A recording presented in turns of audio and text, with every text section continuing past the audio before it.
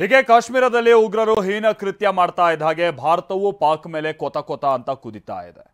ನದಿ ಒಪ್ಪಂದಕ್ಕೆ ಸದ್ಯ ತಾತ್ಕಾಲಿಕ ಬ್ರೇಕ್ ಹಾಕಲಾಗಿದೆ. ಗಡಿಯನ್ನ ಬಂದ್ ಮಾಡಲಾಗಿದೆ. ವೀಸಾವನ್ನ ರದ್ದುಗೊಳಿಸುವಂತ ಪ್ರಕ್ರಿಯೆ ನಡೀತಾ ಇದೆ. ಇದೀಗ ಮತ್ತೊಂದು ಮಾಸ್ಟರ್ ಸ್ಟ್ರೋಕ್ ನೀಡೋದಕ್ಕೆ ಕೇಂದ್ರ ಸರ್ಕಾರ ಮುಂದಾಗಿದೆ.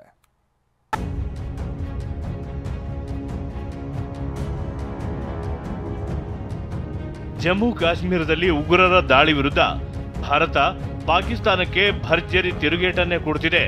ಸಿಂಧೂ ನದಿ ಒಪ್ಪಂದ ರದ್ದುಗೊಳಿಸಿದ್ದು, ಅಟಾರಿ ಗಡಿ ಬಂದ್ ಮಾಡಿದ್ದು, ರಾಯಭಾರಿಗಳನ್ನು ವಾಪಸ್ ಕರೆಸಿಕೊಳ್ಳಲು ನಿರ್ಧರಿಸಿದ್ದು, ಪಾಕ್ ಪ್ರಜೆಗಳ ವೀಸಾ ರದ್ದು, ಹೀಗೆ ಒಟ್ಟು 5 ರಾಜತಾಂತ್ರಿಕ ಮಾಸ್ಟರ್ ಸ್ಟ್ರೋಕ್ ಕೊಟ್ಟಿದ್ದ ಮೋದಿ ಸರ್ಕಾರ ಇದನ್ನ ಅಕ್ಷರಶಃ ಕಾರ್ಯರೂಪಕ್ಕೆ ತರ್ತಿದೆ.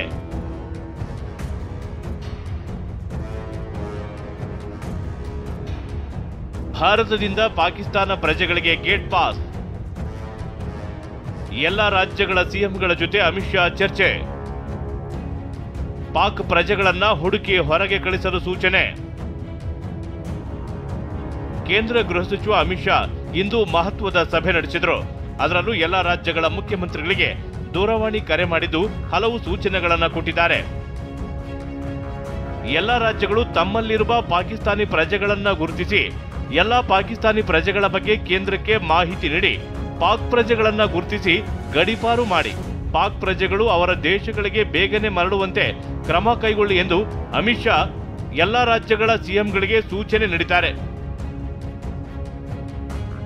ಇನ್ನು ಪಾಕ್ ಪ್ರಜೆಗಳ ಕುರಿತು ಮಾತನಾಡಿರುವ ಪರಮೇಶ್ವರ್, ಅನಧಿಕೃತವಾಗಿ ಪಾಕ್ ಪ್ರಜೆಗಳು ನೆಲೆಸಿದ್ದರೆ ಕ್ರಮ ಕೈಗೊಳ್ಳುವುದಾಗಿ ತಿಳಿಸಿದ್ದಾರೆ. ಈಗ ನಮ್ಮಲ್ಲಿ ವೆರಿಫೈ ಮಾಡ್ತಾ ಇದ್ದಾರೆ. ಅಧಿಕೃತವಾಗಿ ಇಲ್ಲಿರ್ತಕ್ಕಂಥವ್ರು, ಅನಧಿಕೃತವಾಗಿರ್ತಕ್ಕಂಥವ್ರು, ಇವೆಲ್ಲ ನಾವು ನೋಡಬೇಕಲ್ಲ. ಈಗಾಗಲೇ ಹಿಂದೆ ತಾವು ಸದನದಲ್ಲಿ ಅಧಿವೇಶನದಲ್ಲಿ ಪ್ರಶ್ನೆಗಳನ್ನು ಕೇಳಿದ್ದು ಕೂಡ ತಾವು ಗಮನಿಸಿದ್ದೀರಿ ಅಂದ್ಕೊಳ್ತೀನಿ. ಅದರಲ್ಲಿ ಈಗ ಪಾಕಿಸ್ತಾನೀಸು ಯಾರಿದ್ದಾರೆ, ಅಧಿಕೃತವಾಗಿ ಯಾರಿದ್ದಾರೆ, ಅವ್ರಿಗೆಲ್ಲ ವಾಪಸ್ ಕಳಿಸ್ಲೇಬೇಕಾಗ್ತದೆ. ಕೇಂದ್ರ ಸರ್ಕಾರ ತೀರ್ಮಾನ ತೊಗೊಂಡಿದೆ. FRR ಅನ್ನೋರು ಆ ಕೆಲಸ ಮಾಡ್ತಾರೆ.